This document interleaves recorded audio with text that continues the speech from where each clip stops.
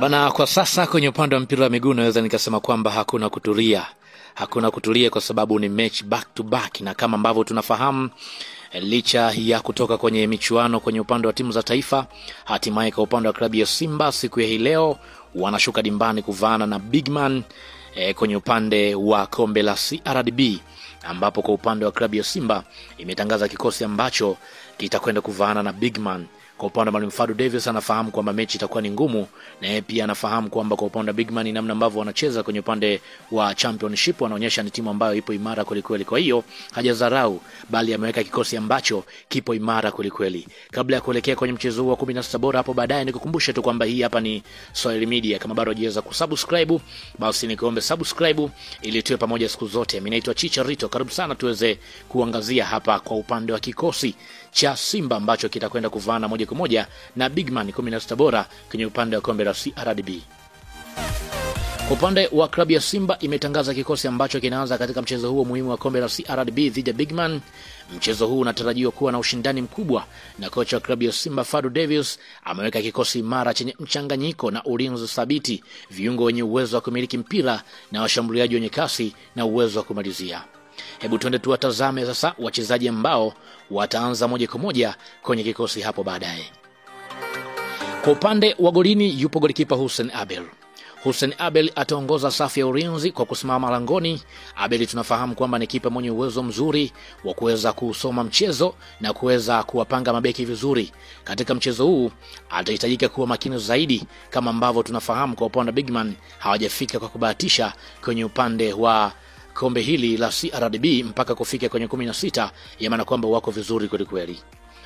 Lakini pia kwenye upande wa safu ya ulinzi kwa upande wa Simba inatumia mabeki wanne, mfumo ambao unampa kocha uhakika wa ulinzi akiwa na uwezo wa kushambulia zaidi kupitia kwenye upande wa pembeni.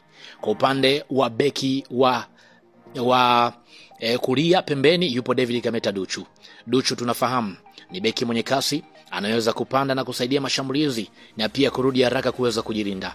Atakuwa na jukumu kubwa la kuzuia mashambulizi ya Bigman kwenye upande wake wa kulia. Lakini pia Valentino Nouma atakaa kwenye upande wa beki ya pembeni kushoto. Tunafahamu ni mlinzi mwenye utulivu wa hali ya juu, ana uwezo wa kupanda kwa kasi zaidi na kupiga cross zenye macho. Hivyo ndivyo ambavyo utamfaidi Valentino Nouma. Lakini pia beki wakati yupo Chamu Karabu. Tunafahamu kwa upande wa Chamu Karabu ni mlinzi mwenye uwezo mkubwa wa kuweza kupiga tackling, lakini pia interception yuko vizuri kabisa. Tunafahamu ni moja ya beki ambaye yupo vizuri kweli kweli. Wakati huo pia kwenye eneo hilo atasaidiana na Hussein Kaz. Tunafahamu kwa upande wa Hussein Kaz si mara kwa mara kuweza kumuona kwenye kikosi cha kwanza, lakini pale ambapo anapata nafasi ana uwezo wa kuweza kuonyesha kile ambacho anacho. Hivyo moja kwa moja atasimama kwenye eneo la ulinzi. Ya maana kwamba hao ni mabeki ambao wataanza moja kwa moja kwenye kikosi cha kwanza kwenye eneo la ulinzi. Twende tutazame viungo ambao watasimama katikati. Kwa upande wa Mwalimu Fadu Davis amekuja na mfumo wa 4-3-3, na huo ndio mfumo ambao ameutumia. Twende tuwatazame viungo watatu ambao wanasimama kwenye eneo la juu. Viungo hao watatu kwa upande wa klabu ya Simba ambao wamewekwa ni pamoja na Debra Fernandez. Tunafahamu kwa upande wa Debra Fernandez, yeye kwa upande wake atakuwa na jukumu la kulinda safu ya ulinzi na kupora mipira na kuzuia mashambulizi ya wapinzani. Pia ni mchezaji mzuri wa kupiga pasi ndefu zinazoweza kuanzisha mashambulizi ya haraka. Lakini pia hatakuwa peke yake kwenye eneo hilo, anasimama pia na Agostino Okejefa. Huyu ndiye box to box midfield. Okejefa tunafahamu ni mchezaji mwenye uwezo wa kushambulia na pia kusaidia kwenye ulinzi. Anatarajiwa kuwa na mchango mkubwa katika kupiga pasi za mwisho kwa washambuliaji, huku akisaidia viungo wa ulinzi pale inapohitajika. Lakini pia kiungo wa juu anasimama Jean Charles Ahoua, yani kiungo mshambuliaji. Huyu ndiye mchezaji wa kutengeneza nafasi kwa klabu ya Simba, au tunafahamu ana uwezo wa kupiga pasi zenye macho na kusambaza mipira kwa washambuliaji. Tunafahamu namna ambavyo amekuwa akiamua mechi kwenye upande wa mipira iliyokufa. Huyu ndio key kwa upande wa klabu ya Simba.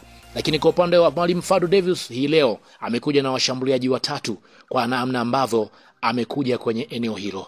Ya maana kwamba kwa upande huo Edwin Balua yeye atakuwa kwenye upande wa kulia. Tunafahamu Kwa upande wa Edin Barua ni moja mchezaji ambaye ana kasi, lakini pia dribbling yake iko vizuri na ana uwezo wa kupiga mashuti ya mbali. Barua anatarajiwa kutumia kasi yake kwa kuvuruga mabeki wa bigman na kutengeneza nafasi kwa washambuliaji wengine.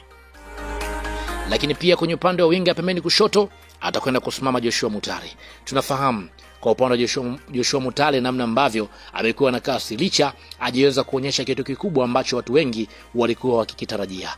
Wakati huo pia Leonel Ateba atakuwa moja kwa moja kwenye eneo la ushambuliaji. Ateba tunafahamu ni mchezaji mwenye uwezo wa kufunga, lakini pia na uwezo wa kutengeneza nafasi kupitia kwenye eneo la pembeni, licha ya kucheza kwenye eneo la katikati. Amekuwa akifunga, lakini pia amekuwa akitengeneza licha ya kucheza kwenye